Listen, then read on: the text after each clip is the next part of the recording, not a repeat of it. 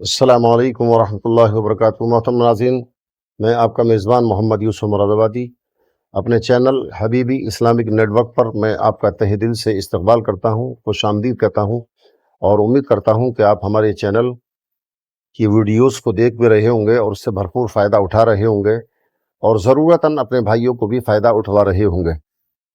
سامعین حضرات، آج جو میں عمل آپ کی خدمت میں پیش کرنے لگا ہوں، یہ بہت ہی لاجواب عمل ہے۔ آپ اس سے اپنی تمام ضرورتیں پوری کر سکتے ہیں۔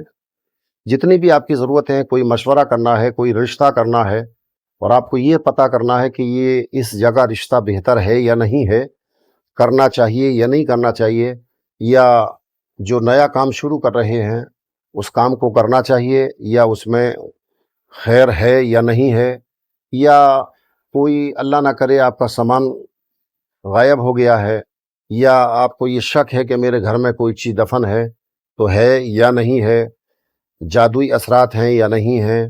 آج کل یہ بہت زیادہ مرض پھیلا ہوا ہے، بڑی افواہ ہے یہ کہ صاحب ذرا سا کام مدھم اگر ہوا تو سمجھ جاتے ہیں لوگ کہ جادو ہو گیا، حالانکہ ایسا نہیں ہوتا ہے۔ کچھ آزمائشیں بھی ہوا کرتی ہیں، اس پر صبر کرنا چاہیے اور اللہ کی یاد زیادہ کرنا چاہیے۔ تو دوستو، یہ جو عمل میں لے کر کے آیا ہوں، انشاءاللہ یہ ساری ضرورتیں آپ کی پوری کرے گا، چاہے دین کی ہوں چاہے دنیاوی ہوں۔ شرط یہ ہے کہ آپ کی نیت میں خلوص ہونا چاہیے، آپ کی نیت اچھی ہونا چاہیے۔ تو چلیے میں آپ کی خدمت میں وہ عمل پیش کرتا ہوں جس کو اعلیٰ حضرت نے بھی تحریر فرمایا ہے۔ دوستو، عمل یہ ہے کہ نماز پڑھنے کے بعد ظہر کی نماز پڑھیں، چونکہ یہ عمل دن میں کریں تو بہتر ہے۔ ظہر کی نماز سے فراغت حاصل کرنے کے بعد مصلی ہی پر بیٹھ کر ایک کسی کنڈے میں پاک پانی بھر لیں۔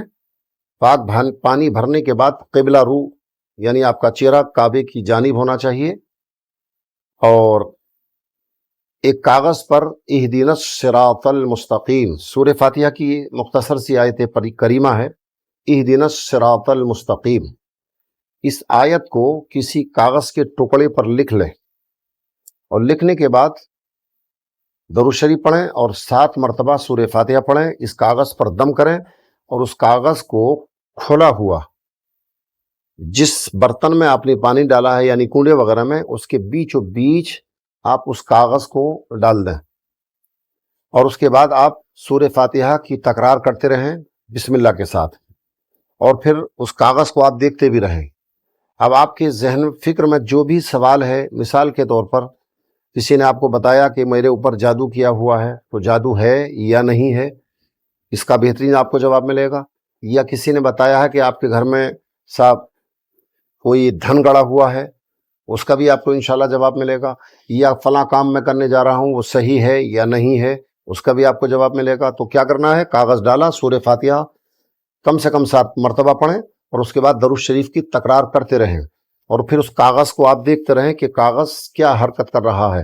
اگر کاغذ سامنے کی جانب یعنی کعبہ شریف کی طرف چلا تو جو سوال آپ کا ہے وہ سوال کا اس میں جواب ہے، یعنی کسی کام کو اگر آپ پوچھ رہے ہیں تو اس کام میں برکت ہے، آپ اس کام کو کریں۔ اور اگر وہ کاغذ داہنی طرف جاتا ہے تب بھی اس میں اجازت ہے کہ اس کام کو آپ کریں، اور اگر وہ کاغذ آپ کی طرف کو آتا ہے تو اس کا مطلب یہ ہے وہ کام آپ کا بہت جلد ہونے والا ہے۔ اور اگر وہ کاغذ بائیں طرف کو جاتا ہے تو پھر یاد رکھیے کہ سوال کا جواب یہ ہے کہ جس سوال کو پوچھ رہے ہیں اس کا جواب نفی میں ہے، یعنی نہیں ہے۔